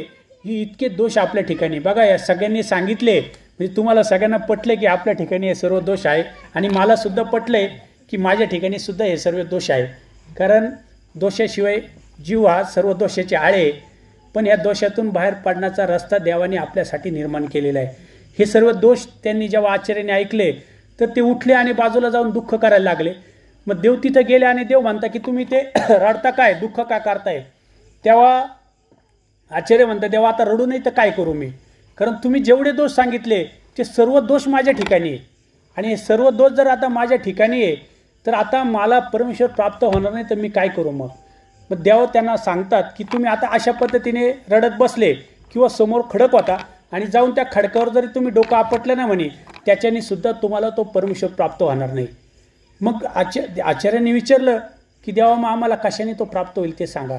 तेव्हा देवाने सांगितलं की तुम्ही फक्त एक काम करा, ह्या जीवाला उद्धारण्याची जबाबदारी ही आमची आहे, आम्ही ह्या जीवाला उद्धारून नेणार आहे. कशा पद्धतीने नेणार आहे पुढे देवाने तो दृष्टांत सांगितलेला आहे. पण आचार्य श्रींना देवाने सांगितलं अन्य धर्म, विखो आणि हिंसा ह्या 3 दोषापासून तुम्ही स्वतःला जपा. हे दोष तुमच्याकडून घडणार नाही. अन्य धर्म म्हणजे देवता धर्माला तुम्ही कधीही जीवनामध्ये शरण जाऊ नका, हा प्रथम त्यांनी सांगितलं. त्यानंतर विखो म्हणजे जो अनुसरलेला आहे त्या अनुसरण साधकांनी कुठेही विषयाला शरण जाऊ नये आणि हिंसा तुमच्या हातून होणार नाही याची काळजी घ्या. हे 3 दोष आपल्याकडून घडणार नाही. अशा जीवानी थोडाफार जरी नामस्मरण केलं, थोडंफार विधीचं पालन केलं तर देव सांगतात त्याला उद्धारणार, उद्धारणारच. आम्ही त्याला 100% उद्धारणार हे देवाने आपल्याला अभिवचन दिलेलं आहे. मग पुढे कशा पद्धतीने उद्धारतात त्याच्यासाठी एक लोहाराचा दृष्टांत स्वामी श्री चक्रधर महाराजांनी सांगितला की गाव असतं, त्या गावामध्ये एक कुशल लोहार येतो आणि त्याचं तो दुकान सुरू करतो. त्या दुकानामध्ये अनेक गिऱ्हाईकं येतात. मग कोणी विळे धार लावून घेतं, कोणी कुऱ्हाडीला धार लावून घेतं. तुम्ही सर्व शेतकरी आहात हे मी सांगतो तेव्हा तो चित्र तुमच्या डोळ्यासमोर 100% आला असेल. असाच एक आपल्यासारखा असतो, त्याच्याकडे एक सुरी असते. तो विचार करतो ह्या सुरीला आपण धार लावून घेऊन येऊ आणि तो ती सुरी त्या लोहाराकडे घेऊन जातो आणि त्याला म्हणतो की तुम्ही याला धार लावून द्या. आता तो लोहार अत्यंत कुशल असल्यामुळे त्याच्या लक्षात येतं की ही जी सुरी आहे हे जे घेऊन आलेले ह्या सुरीचं काय मोल असणार आहे. त्याच्यामुळे त्यांना सांगितलं की त्या व्यक्तीला त्याचा जास्त काही फायदा होणार नाही. मग त्यांनी सांगितलं की तुम्ही याचे 4-2 मोल घ्या, मी याचे काही वेळे खुरपे करील आणि विकून टाकल. तुम्ही 4-2 मोल घेऊन टाका, नाही तर तरी ती अशी ती खराबच झालेली आहे. मग त्यांनी ते 2-4 रुपयाचे मोल घेतला आणि तो तिथून निघून गेला. आणि दिवसभर तो लोहार आपल्या कामामध्ये व्यस्त होता. आणि त्या कामातून जेव्हा तो मुक्त झाला, त्याची लोकांचे कामं संपले, तेव्हा त्यांनी त्या सुरीवरती आपली नजर टाकली आणि त्या सुरीवरती प्रक्रिया करायला सुरुवात केली. प्रथम तिला जाळामध्ये टाकलं, तिचा गंज काढला, नंतर पुन्हा जाळामध्ये टाकलं, तिला व्यवस्थित आकार दिला, पुन्हा परत जाळामध्ये टाकलं, तिला व्यवस्थित तेजल अशी तरल अशी तिला धार दिली. त्यानंतरून तिच्यावरती तेलाची धार लावून परत धार दिली, तुपाची धार लावून त्याला धार दिली. अशा पद्धतीने ती सुरी अत्यंत योग्य केली. आणि ती योग्य झाल्यानंतरून ती राजाला भेट दिली. जेव्हा ती सुरी राजाला भेट दिली, तो राजा त्याचा योग्य मोबदला त्यांनी त्या कुशल लोहाराला दिला. पण तो राजा सकाळी उठल्यानंतर रस्त्याने चालला की ती सुरी हातात मिरवत चालायचा. दुपारी जेवायला बसला की ती सुरी आपल्या मांडीवर ठेवायचा. रात्री झोपला की ती सुरी आपल्या उशाला ठेवायचा. आज आपण ज्या पद्धतीने सकाळी उठलो की पहिले मोबाईल, जेवायला बसलो तरी मांडीवरती मोबाईल, झोपलं तरी आपल्या उशाला मोबाईल, आहे की नाही अशी स्थिती आज. त्या मोबाईलसारखं त्यांनी त्या राजाने त्या सुरीला जपलं. मला मुख्य मुद्दा काय सांगायचा आहे की तो लोहारस्थानी उभयदृश्य अवतार स्वामी श्री चक्रधर महाराज आहे. स्वामी श्री चक्रधर महाराज अवतार घेतात. या जीवाच्या ठिकाणी जरी अनंत दोष असले, याला घडून मडून योग्य करून घेतात. मग घडून मडून कसं योग्य करतात? प्रथम आपल्याला शब्दज्ञान देतात. त्या शब्दज्ञानामध्ये आज जर काही आपण ज्ञान घेतो हे सगळं शब्दज्ञान आहे. ह्या शब्दज्ञानामध्ये फक्त आपण रजतम सांभाळायचे. आपले कुठे हिंसा होणार नाही, कुठल्याही प्रकारचा विकार आपल्याकडून अंगवला जाणार नाही आणि अन्य देवतेला आपण शरण जाणार नाही. एवढी जर जबाबदारी आपण घेतली आणि हा जन्म आपण शेवटाला जर लेखी लावला, तर पुढे परमेश्वर अप्रोक्ष ज्ञानात आपल्याला नेत असतात. आणि जेव्हा आपण ह्या अप्रोक्ष ज्ञानात जातो, तिथून पुढे आपल्याला पतित प्रमादी होण्याची भीतीच राहत नाही. एकदा का तुम्हाला अप्रोक्ष ज्ञान झालं की तुम्हाला आता प्रमादाची भीती नाही. कारण त्या अप्रोक्ष ज्ञानानंतर आज जे काही हे देह असल्यामुळे आपल्या ठिकाणी विकार आहे, विकल्प आहे, हे दोष आज आपल्या ह्या देहामुळे. आता देहच नाही तर दोषाचा विषय येत नाही. मग तिथे देह नसतं का? अप्रोक्ष ज्ञानामध्ये देह नसतं का? तिथं वेगळं देह दिलं जातं आणि ते देह देऊन आपल्याकडून पुढची सगळी प्रक्रिया करून घेतली जाते. या सृष्टीत आल्यानंतर आपण जे काही कर्म केलेले, त्या कर्माचे लेप आपल्याला लागले. जसं परमपूज्य शांताबाईचा स्वामींच्या सन्निधानात होत्या आणि स्वामींनी सांगितलं की बाई तुम्ही असा असा उपाय करा. तो उपाय केल्यानंतर तुमचे जे काही कर्म आहे, इतके चिकट कर्म होते की ते नासल्या जात नव्हते. स्वामींनी तो उपाय देऊन ते नासून घेतले. हे प्रत्यक्ष आपल्यासमोर त्या पूज्य शांताबाईसांचे कर्म नासून घेतलेले. तसं परमेश्वर अप्रोक्ष ज्ञानामध्ये आपल्या हातून जेवढेही काही पापरूप कर्म झालेले, मग ते मानसिक असो, ते मानसिक आणि वाचिक कर्म हे अनुसरल्यानंतर लगेच नासत असतात. ते विषय नाही. फक्त जे काही प्रारब्ध कर्म झालेले, ते प्रारब्ध कर्म परमेश्वर सगळे नासून टाकतात. ते बी काही 100% भोगावं लागतं असं नाही. त्याच्यातही 50% माफ करता ऋण आहे त्याच्या दृष्टांताप्रमाणे. जसं एखादा व्यक्ती असतो आणि त्यांनी कर्ज घेतलेलं असतं, इतकं कर्ज घेतलेलं असतं का त्या कर्जाने त्याला काही कामधंदे करता येत नाही. प्रत्येक कर्जावाला त्याला अडवत असतो आणि मग तो राजाला शरण जातो. राजा सगळ्या कर्जदारांना बोलून घेतो आणि त्यांना सांगतो की तुम्ही आता यांचं 50% कर्ज माफ करून टाका. आता राजाचा आदेश आहे तर कोण नाही ऐकणार. राहिलेले 50% तर माफ केलं, राहिलेले 50% ते बी लक्ष कवडी न्याय फेडा म्हणे. म्हणजे ₹1,00,000 असेल तर ₹1,000 घ्या किंवा ₹100 घ्या किंवा ₹10 घ्या. तो ₹1 देईल तरी घ्या, त्याला त्रास देऊ नका. अशा पद्धतीने परमेश्वर आपले कर्म सर्व काही नासून घेत असतात. पुढे शब्द अप्रोक्ष ज्ञानातून आपल्याला पुढे सामान्य ज्ञानात नेत असतात. सामान्य ज्ञानामध्ये आपण हे कर्म करून जसं देवतेच्या भोगामध्ये आपण अडकलेलो आहे, तसं त्या मायेच्या तमातून बाहेर निघताना देवतेला हा जीव दिसावा म्हणून प्रत्येक देवतेचे मळ आपल्या ह्या जीव स्वरूपावरती आपण घेतलेले. म्हणजे मायेपासून तर सर्व शेवटची जी यक्षिणी देवता आहे, प्रत्येक देवतेचे मळ आपल्या ठिकाणी आहे आणि ते सर्व मळ आपल्याला नासायचे असतात. ते मळ आपण त्या सामान्य ज्ञानामध्ये सर्व नासल्या जातात. आणि पुढे विशेष ज्ञानामध्ये सगळ्यात महत्त्वाचा हा जीवाला जो आडसर आहे की अविद्या, ही अनादि अविद्या जोपर्यंत या जीव स्वरूपी आहे तोपर्यंत आपण ईश्वराच्या प्राप्तीला जाऊ शकत नाही. तर ती अनादि अविद्याचा छेद परमेश्वर या विशेष ज्ञानात करून घेत असतात. अशा पद्धतीने जो सुरीचा दृष्टांत तुम्हाला सांगितला, त्या सुरीच्या दृष्टांतातून उभयदृश्य अवतार जो असतो तो लोहार म्हणजे उभयदृश्य अवतार आहे. ती सुरी म्हणजे आपण आहोत त्या सूर्यवरती प्रक्रिया म्हणजे शब्द अप्रोक्ष सामान्य विशेष ज्ञानाची प्रक्रिया आपल्यावरती होणार आहे जर आपण यथार्थ धर्मावर असेल तर. नाहीतर मी जरी तुम्हाला सांगतोय आणि उद्या मी अनुसरलो, कदाचित अनुसरलो आणि या 3 दोषापैकी कोणताही दोष माझ्याकडून अंगावला गेला तरीही माझं उद्धरण होणार नाही. माझंच नाही, तुमचं पण नाही होणार. तुमचंच नाही, जे काय साधू संत आज अनुसरलेले आणि जे काही मी आपला विषय हा सुरू झाला होता की विकल्पजनित करतात, ज्योतिष बघतात, नवग्रहाच्या अंगठ्या घालतात, जे साधू संत आज साधू असून मार्गात राहत असून ब्रह्मविद्या अभ्यासात असून हे प्रमाण आहे माझ्याकडे. जर कोणाला वाटत असेल किरण भाऊ आले आणि किरण भाऊंचं हे मंडळ आणि किरण भाऊंच्या मंडळातले सगळे सहकारी यांचं कामच आहे का साधूंना नाव ठेवायचं आणि साधूंना बोलायचं. बंधूंनो, मी तुम्हाला सांगेल गेल्या 15 वर्षापासून सर्वज्ञ सेवा वास्तविक मंडळात मी एकनिष्ठतेने काम करतोय. माझ्या हातून किंवा माझ्या मंडळातल्या कोणत्याही परमार्ग सेवकांच्या हातून किंवा आपले जे अध्यक्ष परमपूज्य भाईदेवमुनी बाबाजी आहे यांच्या हातून आजपर्यंत कोणत्याही यथार्थ आचरणवंत करणाऱ्या साधू संताला आमच्याकडून दुखावल्या गेलं नाही. आम्ही जेही बोलत असेल, जेही आज समाजामध्ये साधूंविषयी सांगत असेल तर आम्ही कोणत्याही वैयक्तिक कोणाच्या विषयी सांगत नाही. आम्ही धर्मामध्ये ज्या गोष्टींनी साधू संतांचं अहित होणार आहे अशा ज्या गोष्टी आज धर्मामध्ये येऊ पाहत आहे, जे ज्योतिष असेल, वास्तुशास्त्र असेल, जे कोणी स्थानदर्शनाच्या नावाखाली आज ट्रॅव्हलचे व्यवसाय करत असेल, ह्या ज्या चुकीच्या गोष्टी आता पोयत्याचे कार्यक्रम झाले त्याच्यामध्ये नृत्याचं कार्यक्रम व्हायला लागले, त्यानंतरून वेगवेगळ्या पूजा आता व्हायला लागल्या. पोथींच्या कार्यक्रमातून बाबा येतात तेव्हाही त्यांची मिरवणूक काढल्या जाते, बाबा जेव्हा जातात तेव्हा त्यांची मिरवणूक काढल्या जाते आणि अनाठाई आपला वेळ वाया जातो, आपला पैसे वाया जातात. जेही धर्मामध्ये चुकीच्या प्रथा या येऊ पाहताय त्या प्रथा, त्या चुकीच्या सिस्टम हे थांबवण्याचं काम हे सर्वज्ञ सेवा वास्तविक मंडळ तुम्ही सर्व आम्हाला सर्व सहकार्य करून हे मंडळ काम करते. आत्ताच सरांनी मला प्रश्न विचारला की सर कुठे कुठे तुम्ही महाराष्ट्रभर शाखा वाढवताय तर नेमकं हेतू काय. तर आमचा हेतू हाच आहे, महाराष्ट्रभर शाखा करायची आहे. आज गोळेगावमध्ये नुसतं शाखाच उभी न राहिली तर गोळेगावमध्ये आज किती चांगल्या प्रकारे काम चालू आहे हे आम्ही सर्व महाराष्ट्रभर सांगत असतो. त्यानंतरून शिरवाडे वणी या ठिकाणी आपल्या मंडळाचं खूप चांगल्या प्रकारे काम चालू आहे. त्यानंतर छत्रपती संभाजीनगर या ठिकाणी सुद्धा तिथले नामधारक उपदेशी ह्या धर्माचे अजेंडे घेऊन आज यथार्थ काम करताय.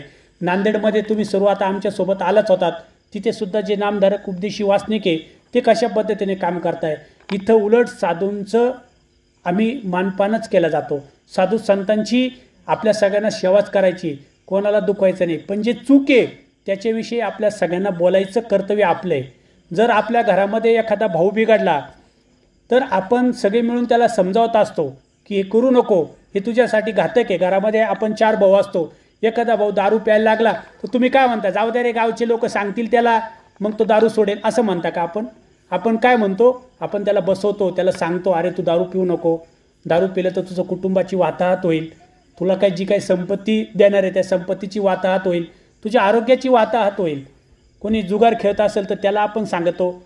मग जर साधू संत आपल्याला आता धर्म कळाला आहे आणि चुकीच्या काही विधी प्रथा, चुकीच्या काही सिस्टम धर्मामध्ये अनुपात असेल तर त्याच्याविषयी जर मी एखाद्या साधूला बोललो तर ते काही चूक आहे का, याचा विचार तुम्ही सर्वांनी करा. आपण सर्व सुज्ञ आहात तर कुठलीही चूक नाही आहे. म्हणून आपला जो विषय सुरुवात झाला होता की मार्गांमध्ये सुद्धा आज अशा गोष्टींचा आधार घेतला जातो.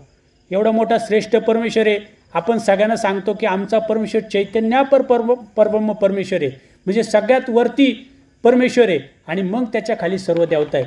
मग सगळ्यात वरती जो असेल तो सर्व शक्तिमान असेल का सगळ्यात खाली जो असेल तो सर्व शक्तिमान असेल.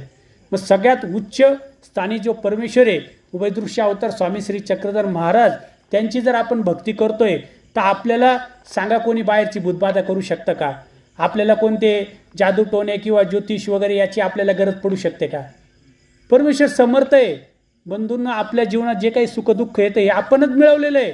देव कोणालाही दुःख देत नाही, देवताही कोणाला बळच काही भोगत नाही. देवतेचे काही तुम्ही दुश्मन नाही आहे, परमेश्वराचे काही आपण दुश्मन नाही आहे. हे आपण कर्म करतो. अज्ञानामुळे अनंत सृष्टीत आपण जन्माला आलो, अज्ञान असल्यामुळे नको नको ते कर्म केले. कालच परमार्ग सेवक कृष्णदादा मुदगुल रात्रीचे आम्ही संध्याकाळी जात होतो, दरी आश्रमात आमचा कार्यक्रम आवरून घरी जात होतो तर रस्त्याने गाया बैल बांधलेले होते आणि मला त्यांनी विचारलं की हे गाय बैल असतात यांच्यावरती आपण दया करायला पाहिजे. तर मी त्यांना सांगितलं की सगळ्यात पहिले हे समजून घ्या की हे गाय बैल जे आहे ना, हे गाय बैलीच्या योनीत का गेले, कशामुळे गेले. त्यांना ते मी समजायला सुरुवात केली आणि मग त्यांना सांगितलं की हे जे गाय बैल काय उगच नाही झालेले, यांची अनुकंपा का आपल्याला उपजून देऊ नका. की त्यांनी विचारलं की मग हे गाय बैलमध्ये कसं काय गेले. तर आपल्या तत्त्वज्ञानाप्रमाणे असं सांगितलं जातं, जर दुसऱ्याचं कर्ज आपण बुडवलं ते फेडण्यासाठी आपल्याला पुढच्या जन्मात गाय बैल होऊन यावं लागतं. म्हणजे आता तुम्ही ठरवा, तुम्हाला जर गाय बैल व्हायचं नसेल तर कोणाचंही कर्ज बुडू नका. कोणाचा 1 रुपया असेल तरी त्याला आठवणी देऊन टाका. कोणाशी भांडून कर्म लावून घेऊ नका, कोणाला फसवून कर्म लावून घेऊ नका. ही मी एक योनीचं सांगितलं, अशा 84 लाख योनी आहे. आणि आपल्याकडे प्रत्येक गोष्टीला प्रमाण आहे की झाडाच्या योनीत का जातो, हा पशुपक्षाच्या योनीत का जातो, हा सर्पाच्या योनीत का जातो, हे प्रत्येक गोष्टीला आपल्याकडे प्रमाण आहे. आजच्या विषयापासून आपण दूर जाऊ नये म्हणून मी तिकडे जात नाही. आपल्याला नामस्मरणाचं महत्त्व माहिती करून घ्यायचं आहे. तर मी तुम्हाला सांगत होतो की पूज्य आचार्यांना सांगितलं की अशा पद्धतीने जर तुम्ही ह्या पद्धतीने जर तुम्ही परमेश्वराला शरण गेले, अन्य धर्म विको आणि हिंसा या 3 दोषापासून स्वतःला सावरलं आणि थोडेफार विधी अविधीचं पालन केलं तर 100% तुम्हाला परमेश्वराची प्राप्ती होऊ शकते. पण आपल्यासारखे आचार्य जे होते ते उच्च लेवलचे होते, आचार्यांनी समजून घेतलं. पण प्रत्येकजण आचार्य नाही ना, प्रत्येकाची जी क्षमता आहे, बौद्धिक क्षमता, ती आचार्यांनी इतकी नाही आहे. प्रत्येकाची बौद्धिक क्षमता थोडीफार फरक असतो. तिथे पूजनीय देवमाईसाहेब असलेल्या होत्या. देवमाईसाहेबांना काही राहवलं नाही आणि एवढं सगळं ऐकल्यानंतर पूजनीय देवमाईसाहेब म्हणतात की देवा तुम्ही सांगताय की बा आम्हाला देवच होणार नाही, तर मग कशाला इथे म्हणजे तुमच्या जवळ राहू, कशाला आम्ही हे शिळपाकं काय काला करून खाऊ, त्याऐवजी आम्ही बापा भावाच्या घरी राहतो आणि तिथे मस्त तूप भात खातो. त्यावेळेस देव ह्या पूजनीय देवमाईसाला म्हणतात की बाई, जर जे काही आपलं अन्न म्हणजे अन्नधान्य असतं, धान्य असतं, ते साठवण्यासाठी पूर्वी लोक एक पेव करायचे, म्हणजे खड्डा करायचे आणि त्या खड्ड्यामध्ये ते धान्य साठवायचे. तेव्हा देव सांगता पूजनीय देवमाईसाला की बाई, जोनळे नाही तरी काही अमेद्य पेवस येईल, म्हणजे तुमच्याजवळ त्या पेवामध्ये साठवण्यासाठी धान्य नाही तर तुम्ही तिथं विष्ठा साचवतात का? करतो का आपण असं? कधी करतो का? आपल्या कोठीमध्ये आता पेव नाही राहिले, आता कोठे आले आहे, कोठीमध्ये जर धान्य संपलं तर आपण त्याच्यामध्ये विष्ठा आणून टाकतो का? नाही टाकत. अन्न जर आपल्याला खायला नसेल, देव सांगता पुढे की जर अन्न खायला नसेल तर आपण विष खातो का? आजपर्यंत असं झालं आहे का? अन्न नाही आहे मग घ्या, आता विष आहे समोर तर घ्या खाऊन, असं कधी होतं का? ते आपण करत नाही. अन्न नसेल तर विष खात नाही. त्याच्या पुढे देव सांगतात जेवढा काही होईल हिची होता हा ईश्वरी धर्मच बाई तुम्ही आचारा, थोडाफार तरी, खूप जास्त नाही, थोडाफार तरी आचारा. तर बंधूंनो, हे जे काय देवानी जोनळे सांगितले, हे जे पेव सांगितलेले, हे जे काही पेवामध्ये जे काही धान्य सांगितलेले, ते पेव म्हणजे आपलं अंतःकरण आहे. ह्या आपल्या अंतःकरणामध्ये आपल्याला काय साचवायचं आहे काय नाही हे आपण ठरवायचं आहे. ह्या अंतःकरणामध्ये आपल्याला देवाने सांगितलं इथं तुम्हाला ईश्वराचं नामस्मरण नाही ठेवता आलं, ईश्वराच्या लीळा, ईश्वराचे सूत्र, ईश्वराचे दृष्टांत, ईश्वराचं शास्त्र तुम्हाला याच्यात नाही साठवता आलं तर मग तुम्ही काय रजतम याच्यात भरावा का? तर रजतम आपण ह्या हृदयामध्ये साठू नका. नाही खूप काही 5 स्थळाचा तुम्हाला अभ्यास नसेल, 5 लीळा, 1 लीळा, 5 नामं, थोडंफार तरी एखादं लीळा, एखादं सूत्र, एवढं जरी तुम्ही त्या हृदयात ठेवलं आणि त्याचं स्मरण चिंतन करत राहिले तर हे हृदयरूपी पेवरूपी हे जे हृदय आपलं भांडं आहे हे कधीही खराब होणार नाही. याला स्वच्छ करण्याचं एकच माध्यम आहे, ते म्हणजे परमेश्वराचं नामस्मरण. परमेश्वराचं नामस्मरण, नाम, लीळा, मूर्ती, चेष्टा अशा क्रमाने आपण ते स्मरण करा, निरंतर त्या हृदयामध्ये ठेवा. जर ते झालं नाही तर मग त्याच्यामध्ये काय जमा होतं हे तुम्हाला माहिती आहे, मला माहिती आहे. आपण सर्व प्रापंचिक आहे, आपण सर्व अन्य पंथातही होतो, म्हणजे अन्य भक्तीत होतो. अन्य भक्ती करत असताना आपल्या ठिकाणी या हृदयामध्ये किती घाण साचलेली असते. आजही रस्त्याने जातो, थोडं जरी चुकलं तर एखादा बाजूचा गाडीवाला लगेच मोठी घाण शिवी देऊन उठतो. आपण विचार करतो अरे एवढी मोठी काही चूक झाली नव्हती तरी एवढी मोठी शिवी दिली, काही तर डायरेक्ट मारायला धावून उठतात. त्या हृदयामध्ये तसं साठवलेलं आहे. तुम्ही त्याच्यात रज साचवाल, तम साचवाल तर जे आत आहे तेच बाहेर पडणार आहे ना. तर आत नामस्मरण ठेवा. ह्या नामस्मरणाने तुम्हाला लाभ होणार आहे, अंतःकरण पवित्र राहणार आहे. आणि देव सांगता अन्न नाही म्हणजे धर्म आचरण होत नाही, मग काय तुम्ही विकल्पाला शरण जाल का? विकल्प कराल का? तर कुठल्याही देवतेला शरण जाऊ नका. होता होईल तेवढा थोडाफार तरी परमेश्वरी धर्म आचारा. नाही तुमच्याकडून पहाटे उठणं झालं काही हरकत नाही, नका उठू. आज प्रत्येकाकडे जबाबदारी आहे, अडचणी आहे, पण अंतःकरणात वासना ठेवा की जेव्हा कधी माझ्या जीवनात माझ्या जबाबदाऱ्या कमी होतील तेव्हा मी पहाटे 3ला उठून नामस्मरण करेल. माझ्याकडून आजपर्यंत कधीही 3 वाजता उठून नामस्मरण झालं नाही, कारण मी एक शिक्षक आहे. सकाळी 8 वाजता मला ड्युटीवर जावं लागतं, दुपारी 3 वाजेपर्यंत मी ड्युटीवर असतो. आणि जर मी पहाटे 3ला उठलो, नामस्मरण करून मी शाळेत गेलो, तर पोरांना मला सांगावं लागणार तुम्ही मोकळ्या मैदानात खेळा, मी झाडाखाली जरा झोप घेतो. तर ज्यांचं आपण आज काम घेतलं, जबाबदारी घेतली आहे, कुटुंबाचे उदरनिर्वाह चालण्यासाठी जी जबाबदारी घेतली आहे ती प्रथम व्यवस्थित पार पाडली पाहिजे हे मी समजतो.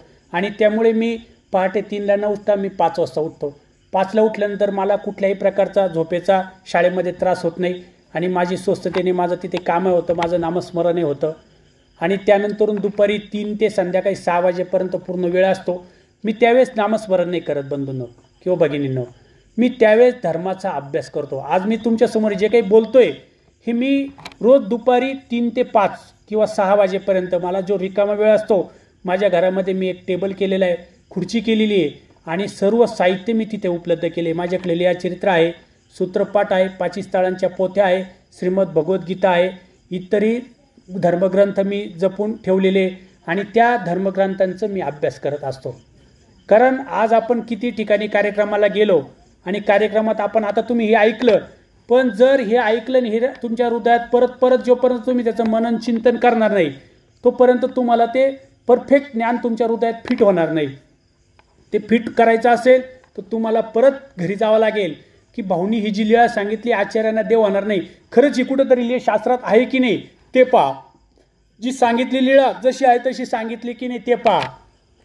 आणि त्याचं तुम्ही परत तिथं मनन, ती परत रिपीट होईल ना ती लीळा, ती वाचण्यात येईल, तिच्यावर तुम्ही मनन कराल, चिंतन कराल आणि मग ती फिट होणार आहे. अशा पद्धतीने देवानी, आता हे जे काही नामस्मरण मी तुम्हाला सांगतोय, पण देवानी सांगितलेलं आहे की वस्तुस्मरण ते एक स्मरणाची किंगा.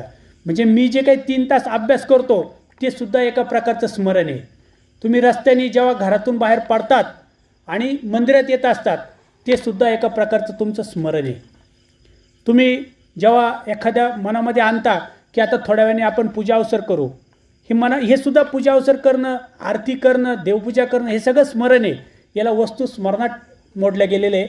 आणि अशा पद्धतीने जे काही धार्मिक क्रिया करतो ते ईश्वराचं स्मरणच आहे. म्हणजे गाठीच घेऊन बसलं पाहिजे, असं मांडी घालूनच बसलं पाहिजे आणि नामस्मरणच केलं पाहिजे. आणि साधू जरी समोर आला तरी त्याला म्हणायचं की मी आता नामस्मरण करतो, तुम्हाला दंडवत करणार नाही.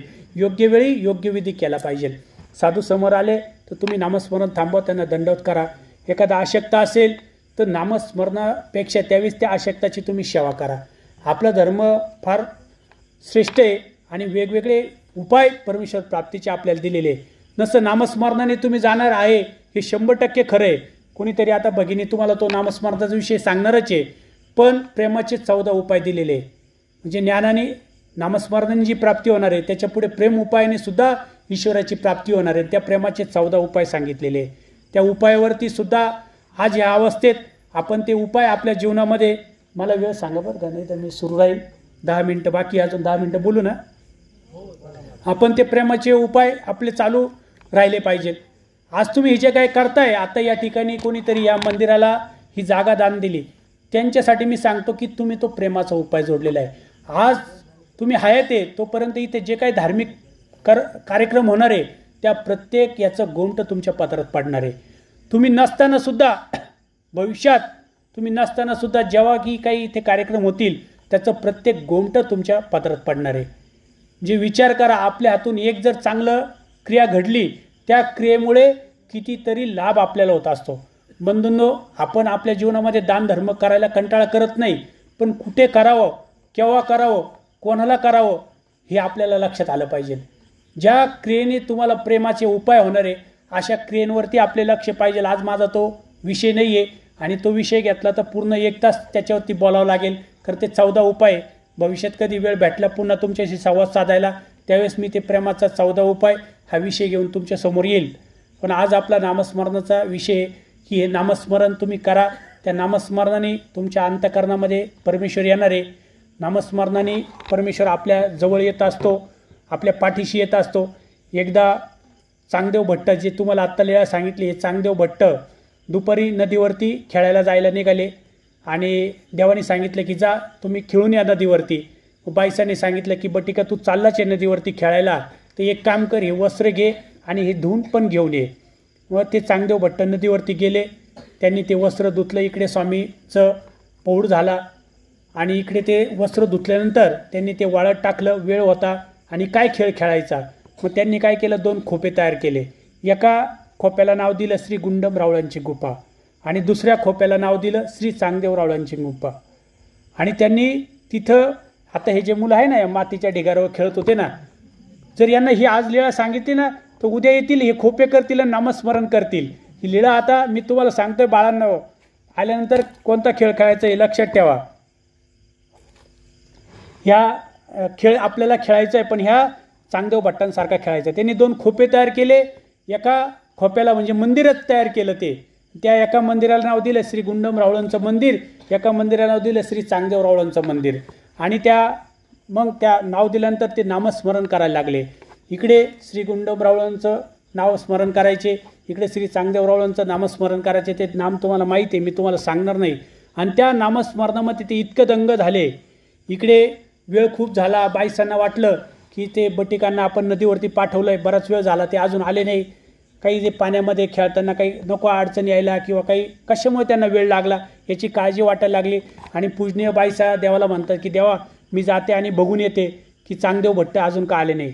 देव बाईसांना म्हणतात बाई तुम्ही थांबा, आमच्या वाहनात आम्ही स्वतः जातो. विचार करा, जो परमेश्वर दूर गेलेला आहे तो परमेश्वर त्या छोट्या भक्ताला, त्या दूर गेलेले आहे, आता दूर आहे, अंतर आहे, पण देव स्वतः त्या नामस्मरणामुळे देवाला असं वाटलं की आपण स्वतः तिथे जावं. म्हणजे दूर गेलेला परमेश्वर जर जवळ आणायचा असेल तर नामस्मरणापेक्षा मोठं श्रेष्ठ साधन आपल्याकडे नाही आहे. म्हणून नामस्मरण इतकं महत्त्वाचं आहे की आज आपल्याकडून आपल्याला परमेश्वराने असंनिधान दिलेलं आहे. कारण देवाला माहिती होतं की कसे कसे भक्त पुढे येणार आहे आणि कसे कसे ते आचरण त्यांचं असणार आहे. म्हणून देव आपल्यावरती उदास होऊन अगोदरच निघून गेले. आपलं हे काळं तोंडसुद्धा देवाने पाहिलं नाही. पण जरी हे सर्व आता आपल्याकडे असलं तरी परत देव आपल्याजवळ येऊ शकता केवळ या नामस्मरणाने. जसं त्या चांगदेव भट्टांच्या पाठीमागे देव येऊन उभे राहिले, पण देव आपल्या पाठीशी आले हे त्यांना माहितीसुद्धा नाही. देवाची जेव्हा सावली पडली आणि मागे वळून त्यांनी पाहिलं की कोण आलेले भाऊ आपल्या पाठीमागे, तेव्हा त्यांच्या लक्षात आलं की प्रत्यक्ष स्वामी आलेले आहे. आणि मग त्यांनी तो खेळ थांबवला आणि स्वामींना दंडवत केले, श्रीचरणा लागले. बंधूंनो, या लीळेतून मला काय सांगायचं आहे, जर तुम्ही असं अर्थतेने नामस्मरण केलं तर दूर गेलेला परमेश्वर आपल्या जवळ येऊ शकतो. अशा पद्धतीने नवरात्रीत, आता नवरात्र चालू आहे आणि मग नवरात्रीतच तुम्ही नामस्मरण करा. 9 दिवस झाल्यानंतर मग नामस्मरण सोडून द्या, असं काही करू नका. आजपासून विडा ठेवा. हे नामस्मरण आपल्याला रोज करायचं आहे. सकाळी करा, दुपारी करा, संध्याकाळी करा, रात्री झोपताना करा, जेवताना करा, जेव्हा जेव्हा तुम्हाला वेळ भेटेल. तुमच्या प्रपंचिक कामाची जबाबदारी सांभाळून करा. इथे कुठलाही त्रास नाही आहे. आणि अजून तुम्हाला एक उपाय सांगतो. तुम्ही जेव्हा लीळाचरित्र संपूर्ण वाचाल तेव्हा अशा पद्धतीने तुम्ही नामस्मरण करू शकता. रस्त्याने चालले तुम्ही आणि रस्त्याने तुम्हाला, आता मी काय सांगितलं की ही वाळू पडलेली आपल्याला दिसली तर लगेच तुम्हाला श्री चांगदेव भट्टांची लीळा आठवली पाहिजे की अरे त्या वाळूमध्ये त्यांनी खोपे केले होते. चाललोय काहीतरी कामासाठी, चाललोय विंचूरला जायचं आहे, काहीतरी घेऊन यायचं, पण असं वाळू दिसली, ते खोपे तुम्ही आठवा आणि लगेच ती लीळा तुमच्या समोर येऊ शकते. स्वामी श्री चक्रधर महाराजांनी नांगर कसा चालवा याची सुद्धा सारंग पंडितांना निमित्त करून ती लीळा दाखवलेली आहे. तुम्ही जेव्हा आऊत चालवाल त्यावेळेस तुम्हाला ती लीळा आठवली पाहिजे. तुम्हाला जेव्हा ज्या ज्या प्रसंगाच्या लीळा येतील, तुम्ही जे काय काम करताय त्या प्रत्येक कामाच्या प्रसंगाच्या लीळा आपल्याकडे आहे. फक्त तो अभ्यास आणि त्या लीळा आपल्याला माहिती पाहिजे. त्यावेळी ती लीळा आठवली तरी त्या परमेश्वराचं नामस्मरण आहे. कारण परमेश्वर काय सांगितलं, स्मरणे, चिंतने, गुणानुमोदने, म्हणजे अंतःकरणात चिंतन झालं ना, आठवण झाली ना, परमेश्वराची भक्ती झाली ना ती. आणि अशा भक्तीने आपली ह्या सर्व केल्याने, नामस्मरणाने आपली कर्मनाश होताच, पण जीवस्वरूपी योग्यता बांधल्या जाते. मी ऑनलाईन आम्ही ह्या सर्व परमार्ग सेवकांनी माझी मुलाखत घेतली आणि त्यांनी मला एक प्रश्न विचारला की भाऊ, तुम्हाला ह्या 15 वर्षापासून या सर्वज्ञ सेवक मंडळात तुम्ही कार्यरत आहात, तर नेमका तुम्हाला ह्या मंडळातून काय फायदा झालेला आहे. त्यांना मी एकच फायदा महत्त्वाचा सांगितला की म्हटलं बाबांनो, मी माझं जे काय, मी काही धर्मात येण्याच्या अगोदर माझी जी काय रिवाज होता, नॉनव्हेज खाणं, देवता भक्ती करणं, तमाशे पाहायला जाणं, जागरण गोंधळ करणं, सर्व काही अन्य भक्ती जे अन्य लोक करतात ते सारं मी करायचो. व्यसनं असेल ते सुद्धा आम्ही केलेले. पण जेव्हा परधर्मात आलो, उपदेश घेतला, उपदेश का घेतला हे सुद्धा माहिती नाही. पण परमपूज्य भाईदेव मुनी बाबाजी यांच्या संगतीत मी गेलो आणि त्या संगतीतून या मंडळात मी कार्यरत झालो. तर जो माणूस कधी भक्तीसुद्धा करत नव्हता तो ईश्वर भक्तीला लागला. आणि सगळ्यात महत्त्वाचं, माझ्या जीवनात मी कधी साधू होईल याचा मी कधी विचारसुद्धा केला नव्हता. तर थोड्याच दिवसात ह्या कपड्यांवरती आज मी बोलतोय, थोड्याच दिवसात तुम्हाला एका साधूच्या वेशात मी बोलताना दिसेल. आता एवढा मोठा बदल झाला, याच्यापेक्षा अजून काय बदल पाहिजे. आणि साधू झाल्यानंतर मला काय भेटणार आहे तुम्हाला माहिती आहे. आणि मी तुम्हाला हे सांगितलं पण. आणि तुम्ही आता सगळे शास्त्र अभ्यास करतात. हे दृष्टपरापेक्षाही जे काय अदृष्टपर आहे, जी परमेश्वर प्राप्ती, जी अत्यंत जे आपल्यापासून दूर आहे, त्या दूर गेलेल्या परमेश्वर प्राप्तीला आपण जवळ आणलेलं आहे. हे सगळं मला ह्या सर्वज्ञ सेवा वास्तविक मंडळामुळे झालेलं आहे. हा सगळ्यात मोठा फायदा मला या मंडळामुळे झालेला आहे. म्हणून बंधूंनो, आपणही अशा पद्धतीने भक्ती करा, धार्मिकता करत राहा. जेव्हाही या सर्वज्ञ सेवा वास्तविक मंडळाचे कोणतेही कार्यक्रम निघतील त्यावेळेस कुठलीही कानकूच करू नका, थोडा वेळ द्या. मला 100% माहिती आहे की तुम्ही वेळ दिला तर तुमच्या प्रपंचात कमतरता येणार आहे. पण परमेश्वर हा लय मोठा दाता आहे, तो तुमच्या सर्व कमतरता भरून काढेल. मी कधी स्वप्न पाहिलं नव्हतं की माझ्या घरात माझी मुलगी किंवा माझा मुलगा सरकारी नोकरीला लागू शकतो. पण परमेश्वराच्या असीम कृपेने देवाने मला सगळ्यात मोठा आधार दिला. माझी मुलगी ती महाराष्ट्र पोलीस झाली. आता मुलगासुद्धा प्रयत्न करतोय, तो सुद्धा मागे पुढे सरकारी नोकरीला लागून जाईल. हे देवाला सगळं काळजी आहे तुमची. तुम्ही जोपर्यंत स्वतःची काळजी कराल तोपर्यंत देव तुमची काळजी करणार नाही. जेव्हा तुम्ही देवाची काळजी करायला लागाल तेव्हा देव तुमची सगळी काळजी करणार आहे. आपण आपली काळजी इतकी करतो का देवाला आपल्याला मदतीलाच येऊन देत नाही. ते जे काही वस्त्रहरण होतं तो त्या भक्ताचं, तो भक्त जोपर्यंत स्वतःचे कपडे वस्त्र पॅक धरून ठेवले होते, स्वतःची सगळं काही स्वतः मीच करेल माझं रक्षण असं त्याला वाटत होतं, तोपर्यंत त्याचं रक्षण झालं नाही. पण जेव्हा हात सोडले आणि देवाला ते भक्त तो शरण गेला तेव्हा देवाने किती वस्त्र पुरवलं आपण हे नेहमी पाहत असतो, ऐकत असतो. हे प्रत्यक्ष आपल्या जीवनात झालं पाहिजे बंधूंनो, भगिनींनो. जोपर्यंत प्रत्यक्ष आपल्या जीवनामध्ये ह्या गोष्टी होणार नाही तोपर्यंत आपला त्याचा लाभ होणार नाही. यानंतर माझे मित्रांनी मला एक प्रश्न पाठवला वाटतं, नवरात्रीचा 9 रंगाच्या साड्या घालाव्या का? हे आपल्यासाठी नाही आहे. आपण परमेश्वर भक्त आहे. आपल्यासाठी नवरात्र वगैरे हा विषयच नाही. पहिल्यांदा हे डोक्यातून काढून टाका की आपल्यासाठी नवरात्र आहे. आपल्यासाठी नवरात्र नाही, आपल्यासाठी सर्व रात्र आहे. सकाळी, दुपारी, संध्याकाळी तुम्ही मस्त भक्ती करा, कुठल्याही रंगाचे कपडे घाला, काही हरकत नाही. तुमच्यापैकी कोणाला गुलाबी कपडे पाहिजे असेल, काळे कपडे पाहिजे असेल ते पण आमच्याकडून भेटून जाईल, त्याची काही काळजी करू नका. एक तुम्ही घालू शकतात कोणी अर्थाने की एक आपणही जीवन जगतो, माणसाला वाटतं चांगलं राहावं, चांगले वस्त्र घालावे, पण त्या हेतूनी न घालता बरं का. नाही तर नवरात्र आहे, आज देवीचा वार आहे. माझ्या शाळेमध्ये आज सर्व ज्या टीचर्स होत्या त्या पिवळ्या साड्या घालून आल्या होत्या. मी त्यांना लगेच ओळखलं की अरे आज पिवळा रंगाचा दिवस दिसतोय.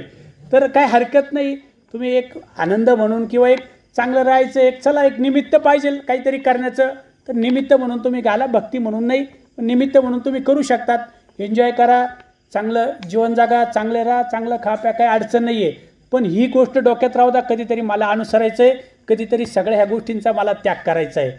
बाबा एक छोटीशी आता बोधकथा सांगतो आणि मग मी थांबतो. की एक गाव असतं, गाव, आणि त्या गावामध्ये एक राजा असतो. म्हणजे त्या गावाचा नियमच असा असतो की गावाचा राजा त्या गावातला कोणताच व्यक्ती नसतो. ते काय करतात, बाहेरून एखादा व्यक्ती घेऊन येत असतात आणि त्या राजगादीवरती त्याला बसवत असतात. पण त्यांचा नियम असा असतो की 5 वर्ष फक्त त्यांनी राजगादीवर बसायचं आणि जे काही उपभोग आहे ते सारे उपभोगायचे. आणि हे उपभोगून झाल्यानंतरून त्यांनी 5 वर्षानंतरून एक असं मोठं जंगल असतं आणि त्या जंगलामध्ये एक मोठी नदी असते आणि त्या नदीमध्ये मगरी, विषारी साप, सर्प असे वेगवेगळे प्रकारचे त्या नदीमध्ये सगळे असतात. आणि ती नदी ओलांडून त्यांनी त्या पलीकडे गावाकडं जायचं असतं. आता ही गोष्ट सगळ्यांना माहिती असते. ते बळत लोकांना पकडून आणतात, राजगादीवर बसवतात, पण कोणीच त्या राजगादीवरती राजा व्हायला तयार नसतो. कारण त्याला माहिती आहे 5 वर्ष आपण भरपूर उपभोग घेणार आहे, पण 5 वर्षानंतरही हा काळ संपणार आहे आणि हा काळ संपला का आपल्याला नदी ओलांडून जावं लागणार आहे. आणि नदी ओलांडतून जाताना आता भयंकर मोठ्या मगरी आहे, विषारी मगरी आहे, तिथं माणूस काय करू शकतो, 100% त्याला मरणार आहे तो. म्हणजे 5 वर्ष उपभोग घ्या आणि नंतर तुमचा टाईम संपला का त्या मगरींच्या तावडीत तुम्हाला दिला जाईल आणि तुम्हाला मग मृत्यूदंडाची शिक्षा भेटते. म्हणून कोणी त्या राजगादीवर बसायला तयार होत नाही. सरांसारखा आणि माझ्यासारखा थोडा बुद्धिमान असतो, तो विचार करतो 5 वर्ष तर माझ्या घराला भेटणार आहे ना, उद्याचं पाहू 5 वर्षानंतर काय होणार ते 5 वर्षानंतर आहे ना, 5 वर्षाचा आत्ताच कशाला विचार करायचा. आणि मग तो गावात येतो आणि तो सांगतो की मी राजगादीवर बसायला तयार आहे. सगळे गावचे लोक त्याची जंगी मिरवणूक काढतात, कारण मृत्यूला घाबरत नाही आहे. कारण आज माणूस मरायला सगळ्यात जास्त घाबरतो मरायला. भले आपल्याला माहीत आहे का 5 वर्षांनी मरणार आहे, आणि आपल्याला म्हटलं ना 5 वर्षांनी तू मारणार आहे 100%, नाही मिळालं तर आम्ही तुला मारू आणि मग घेतो काही राज्य. तर आपण म्हण नको हो, तुझं राज्य तिकडेच राहू दे, ती सारी प्रॉपर्टी तिकडे राहू दे, मला नको, मी माझं सुखी राहील, माझ्या घरी राहील, मस्त आनंदी राहील. पण त्यांनी ते चॅलेंज स्वीकारलं आणि त्या राजगादीवरती तो बसला आणि मस्त अष्टभोग तो घेऊ लागला. पण बंधूंनो, तो थोडा हुशार होता, बुद्धिमान होता. त्यांनी त्या 5 वर्षानंतर आपल्याला ती नदी ओलांडायची आहे ही गोष्ट तो कधी विसरला नाही. आणि त्या नदीतून आपल्याला जायचं आहे, तर नदी ओलांडताना आपल्याला मृत्यू कसा येणार नाही, त्याच्यात वाचण्यापासून आपल्याला काय उपाय करावा लागेल याचा विचार तो करत होता 5 वर्ष त्या राजगादीवर बसून. आणि मग त्यांनी त्या नदीवरती असा एक पूल बनवला की जेणेकरून ती नदी त्या पुलावरून आपण बरोबर ओलांडू शकतो आणि आपण पलीकडे जाऊ शकतो. आणि मग 5 वर्ष झाले, इकडे लोकांना काहीच माहिती नाही. लोकांना वाटतं राजा झाला आहे, मस्त उपभोग घेतोय, मस्त एन्जॉय करतोय, मस्त मानपान, मस्त ऐश्वर्य भोगतोय. आणि 5 वर्ष पूर्ण झाले, लोकांना आनंद झाला. कारण चांगलं देताना जेवढा आनंद होत नाही, तेव्हा दुसऱ्याला त्रास देताना अधिक आनंद होतो. आणि त्यांना सगळ्यांना आनंद झाला की आता राजाला आपल्याला उचलायचं आहे आणि त्या नदीमध्ये टाकून द्यायचं आहे. ज्याला मगरी खातील, त्याला विषारी सर्प चावतील आणि हा मरेल. राजा अत्यंत आनंदाने निघाला, मस्त वाजत गाजत. राजा, सगळ्या लोकांना वाटलं की याच्या पहिले जे काही राजे आले ते येताना खूप आनंदी आले, जाताना त्यांना अक्षरशः बळजबरी ढकलत न्यावं लागलं, कारण ते जायला तयार नव्हते मारायला. हा का बरं काही घाबरत नाही, मस्त आनंदाने चालला आहे, मस्त एकदम त्याच्या चेहऱ्यावरती तेज आहे, मस्त रुबाबात तो चाललेला आहे. आणि मग ते पूल आला, त्यांनी तिथे एक मोठा पडदा लावून ठेवलेला होता. त्या पडद्याच्या जवळ जाऊन उभं राहिलं आणि सगळ्यांना त्यांनी तिकडून बाय बाय केलं की चला बा, तुमच्या राज्यावरती मी 5 वर्ष राज्य केलं, भरपूर तुम्ही मला मान सन्मान दिला. मस्त सगळ्यांशी त्यांनी रजा घेतली आणि त्या पडद्याच्या पाठीमागे तो निघून गेला. आता हे लोकांना वाटलं की काय प्रकार आहे, आणि त्याने मस्त सावकाश मस्त आयटीत चालत चालत त्या नदीच्या पलीकडे तो निघून गेला. म्हणून ही बोधकथा आहे. आपल्याला याच्यातून काय घ्यायचं आहे, संसार करा, संसारातले सगळे उपभोग घ्या, कुठेही कमतरता ठेवू नका. अशी कोणती गोष्ट ठेवू नका की तुम्ही उपभोगली नाही. गाडी घ्यायची इच्छा झाली घेऊन टाका, आणि दादा काही टेन्शन नाही, मोठी घ्या, चांगली घ्या. बंगला बांधायची इच्छा झाली बांधून टाका. माझं बी स्वप्न होतं, मला बुलेट घ्यायची होती, मला कार घ्यायची होती, मी घेऊन टाकली. उपभोग मी ठरवलं की आपल्याला अनुसरायचं आहे, तारीख ठरलेली आहे, पण मग जे काही स्वप्न आहे ते पूर्ण करून घ्या. मला हौस होती, जेव्हा अभ्यास नव्हता तर कोणाची बुलेट पाहिली की असं वाटायचं आपल्याकडे बुलेट असली पाहिजे. तर सगळे उपभोग मी घेतले, आणि हे उपभोग घेत असताना आपल्याला अनुसरायचं आहे. नाही अनुसरलो तर देवता आपली वाट पाहू नये. मी तुम्हाला सांगितलं आहे कसं घेऊन जाता देवता, आपल्याला पोट फाडून वाजत गाजत घेऊन जातं नरकाला. तर नरकाला आपल्याला कधीतरी जायचं आहे. ते नरक चुकवण्यासाठी हा परमेश्वराचा अभ्यास धर्म आपल्याला अभ्यासावा लागणार आहे. हा परमेश्वराचा धर्म म्हणजे तो पूल आहे. हे परमेश्वराचं ब्रह्मविद्या ज्ञान म्हणजे हा पूल आहे आपल्यासाठी. आणि ह्या ज्ञानावरती जर आपण अनुसरल्यानंतर चाललो तर आपण 100% कोणत्याही संकटातून स्वतःला वाचू शकतो आणि एकदम निश्चित आपण त्या नदीच्या पलीकडे जाऊ शकतो. तर या ठिकाणी आजच्या या व्याख्यानमालेतून मी तुम्हाला हा संदेश देईल की नामस्मरण करा, ईश्वर भक्ती करा, दानधर्म तुमच्या जीवनात करा, सगळ्यांशी प्रेमाने वागा, अहिंसेपासून दूर राहा. आपण या ठिकाणी मला बोलवलं, इतका आदर दिला, हे अत्यंत एकाग्र होऊन तुम्ही सर्वांनी माझे बोबडे बोल ऐकले. कारण मला माहिती आहे की गोळेगावमध्ये आता पाचीस्थळचा अभ्यास करणारे बंधू भगिनी या ठिकाणी तयार झालेले आहे. सरांना पण सांगतो की या गोळेगावामध्ये आता पाचीस्थळाचा अभ्यास सर होतोय आणि खूप चांगले, माझ्यापेक्षाही चांगले वक्ते असताना आपण मला मान दिला, त्याबद्दल मी सर्व गोळेगावांचे सर्वांचे आभारी आहे. धन्यवाद. मी माझा लांबलेला विषय थांबवतो. हां बोला ना. पितृपक्षामध्ये आता आपण ते पित्र काही घालत नाही, परंतु आपले काही साधू लोकांचं असं म्हणणं आहे, समजा एखादा कोणी वाचनिक आहे बा, त्याला वाटलं बा आपल्या पितरांविषयी काहीतरी आदरभाव व्यक्त करायचा आहे, तर तुम्ही जी काही तिथी असेल त्या तिथील गेला वगैरे असं ब्राह्मण तिथी काढली असेल तर तुम्ही आपल्या देवाला उपहार करा, असं त्यांचं म्हणणं आहे. मी तुम्हाला, आपण परमेश्वर भक्ती करतोय, हा जीव मायेच्या तमातून कसा आला, अनिल दादांनी तुम्हाला सर्व प्रवास आता ते सांगणारच आहे पुढच्या त्यांच्या व्याख्यानाच्या सत्रामध्ये, की ह्या जीवाचा प्रवास कसा आहे आणि हा जीव शेवटी पुढचा प्रवास याला कसा होत असतो, की जो जीव जन्माला येतो तो मरतो आणि जो मरतो तो परत जन्माला येतो. हे तत्त्व आपण मानतोय. हे तत्त्व मानत असताना जो जीव जन्माला आलेला आहे आणि तो मेल्यानंतर तो इथेच राहणार आहे का? इथे राहत नाही.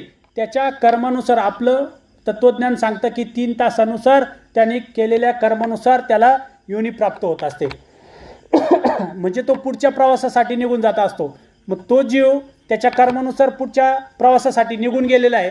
आता त्याच्या पित्यर्थ करण्यासाठी काही शिल्लकच राहिलं नाही ना, आणि केलं तरी तुमच्या उपयोगात येणार नाही. कारण स्वामी श्री चक्रधर महाराज सांगतात की बाई 10 दिवसा भित्री की जे ते पावे. 10 दिवसाच्या आत तुम्ही त्या जीवासाठी जे काही दानधर्म कराल तेच त्याच्या उपयोगात येतं. 10 दिवसानंतरून जे काही तुम्ही करतात, मग ते श्राद्ध असेल, पित्र असेल, तुम्ही काही महिना करत असेल, ते सर्व कोण स्वीकारतं तर ती पितृदेवता स्वीकारते. ते देवतेला ते जातं. त्याच्यामुळे आपल्या ह्या तत्त्वज्ञानानुसार जर त्याच्या उपयोगातच येणार नाही आहे तर का ते करावं? त्याच्याऐवजी तुम्ही आपल्याला निर्हेतुक अन्नदान, ज्ञानाप्रती साधन सांगितले, निर्हेतुक मायापूर भजन प्रेमाप्रती साधन सांगितलेले. तुम्ही जे काही अन्नदान करताय ते निर्हेतुक करा, कुठलाही हेतू ठेवू नका. तो मेलेला जीव आहे, त्याच्या पित्यार्थ लोक पित्र करताय, मग आपण देवाला उपहार करा, मस्त खीर करा, मस्त हे करा आणि मग ते उपहार दाखवून मग आपण खा. असं काही करू नका. कोणाच्या तुम्हाला एन्जॉय म्हणून खायची आवड असेल तर मस्त पातोड्याची आमटी करा, मस्त खीर करा आणि मस्त जेव्हा काही अडचण नाही आहे, देवाला उपहार दाखवा. पण तो हेतू न ठेवता, नाही तर तुम्ही ठेवाल की अरे आता आपले जे काही आजोबा असतील, जे काही कोणी गेलेले आहे, मग आता सगळे लोक त्यांचं पित्र घालताय, मग आता आपणही आपले पित्र आपण तर करत नाही, मग एक काम करू, तो स्वयंपाक करू त्यांच्या नावाने, मग देवाला उपहार करू आणि मग कोण 4 लोकांना जेवायला बसू, जेवायला बोलू. तर त्या जो जेवायला बोलवलं बिचारायला पण त्याचा दोष लागेल आणि आपल्याला त्याचा दोष लागेल. कारण त्या निमित्ताने केलेलं अन्न तो खाणार आहे, ते राजस तामस अन्न होणार आहे. तामस अन्न खाल्ल्यानंतर आपल्यावरती त्याचा प्रभाव होणार आहे आणि आपणही धर्मावरून जाण्याची शक्यता असणार आहे. आपण नाही तरी दसव्याचं का खात नाही, श्राद्धाचं का खात नाही, तिथं त्या जीवानिमित्त केल्याने ते राजस तामस अन्न असतं. जर असं अन्न खाल्लं असतं आणि चाललं असतं तर पूजनीय आचार्य जेव्हा हे श्राद्धाचं भोजन करून आले, देवाने त्यांना शिक्षा पण कशाला केलं असतं? ही लीळा आपल्याकडे प्रमाण आहे. जेव्हा तुम्ही अभ्यास कराल तेव्हा तुमच्या लक्षात येईल. त्यामुळे असं कोणी करत असेल तर करू नका, त्याचा काही फायदा होणार नाही. मी तुमच्याच ग्रुपवरती एक प्रश्न वाचला की पूर्वज आहे तुमचे, त्या पूर्वजांचं तुम्ही आता काहीच करत नाही, मग त्यांच्या जमिनी तुम्हाला चालतात, त्यांनी ठेवलेली संपत्ती तुम्हाला चालतील, मग त्यांचं पित्र घालायला का चालत नाही? तर हे जे काही तुमच्या कर्माने ते तुम्हाला आलेले ते काही ठेवून नाही गेले. मला एक सांगा, असा इथं कोण व्यक्ती आहे का त्यांनी कमवलेली संपत्ती वर नेता येत असेल तर तो वर घेऊन जाणार नाही? असा कोणता व्यक्ती फक्त सांगा मला, की त्यांनी सांगावं मी मेल्यानंतर वर घेऊन जाण्याची सिस्टम आहे, पण मी काहीच घेऊन जाणार नाही, सगळं माझ्या बायका पोरांसाठी ठेवणार आहे. जर कदाचित अशी सिस्टम असते ना, त्यांनी आयुष्यभर जे कष्ट केलेले ना ते सगळं तो वरती घेऊन गेला असं. पोरांना म्हटलं असं तिकडं उत्तरेकडे तोंड करा, हवा खा तुम्ही, तुम्हाला ते खाऊन दिलं नसतं, देऊनही दिलं नसतं. पण ती सिस्टम नाही आहे म्हणून नाविलाजाने ते ठेवून जावं लागतं. हे आता मी काही गोष्टी तुम्हाला नाही बोलत कारण खूप पुढचे विषय होऊन जातात, तर ते करू नका. आणि पूर्वजांचे त्यांचे ऋण आहे, त्यांनी आपल्यासाठी जे देवले ते संस्कार तुम्ही जपा, त्या संस्काराचं पालनपोषण आपण करा. कारण मागच्या पिढींनी आपल्यावरती खूप चांगले संस्कार दिलेले, त्या संस्काराला कुठे छेद जाऊ नका. पूर्वी मला माहिती आहे खेडेगाव असायचं तर तिथे गेल्यानंतर कोणीही व्यक्ती दुसऱ्याच्या घरी गेला तर चहा पिल्याशिवाय तो जात नव्हता, जेवण केल्याशिवाय त्याला जाऊन जात नव्हतं. आज असं आहे की चहाही दिला जात नाही, जेवणही दिलं जात नाही, पाणीसुद्धा विचारती नाही. तर हे संस्कार ही पिढी विसरत चाललेली आहे. हे संस्कार त्यांचे आपण विसरू नका. चांगल्या गोष्टी त्यांनी आपल्याला जे दिलेल्या आहेत त्या विसरू नका. आणि त्यांनी जी काही संपत्ती आपल्याला दिलेली आहे ती काय आपल्याला उपभोगासाठी आणि म्हणजे उत्मात करण्यासाठी त्यांनी दिलेली नाही आहे. ती संपत्ती अधिक वाढवा आणि ती तिचं संवर्धन करून ती पुढच्या पिढीला द्या ना तुम्ही. कारण आता तुम्ही पण जाणार आहे, याच्यात काही शंका नाही आहे. मग पुढच्या पिढीचं कसं चांगलं होईल, त्याच्यासाठी कसं जास्तीत जास्त शिल्लक ठेवता येईल याचा विचार आपण सर्वांनी करा आणि ते पुढच्या पिढीला द्या. ते आपल्या उपयोगात येणार आहे आणि त्यांच्या उपयोगात येणार आहे. या ठिकाणी आपले सर्वांचे प्रश्न संपले असेल असं मी समजतो आणि थांबतो. दंडवत प्रणाम. आणि बोलताना काही चुकलं असेल, कोणाचं मन दुखलं असेल, तर माझं काही लीळा सांगताना, सूत्र सांगताना चुकी झाली असेल तर माझ्या भगिनींना मी विनंती करतो की तुम्ही मला सांगू शकता की भाऊ तुम्ही सांगताना ते चुकले, किंवा फोन करून मला सांगू शकतात. दंडवत प्रणाम. सर्वांना दंडवत प्रणाम. संगीताताई नाही दिसत आहे आज मला या ठिकाणी. आहे का? नाही आहे का? का बरं नाही आल्या? दोन तीन प्रश्न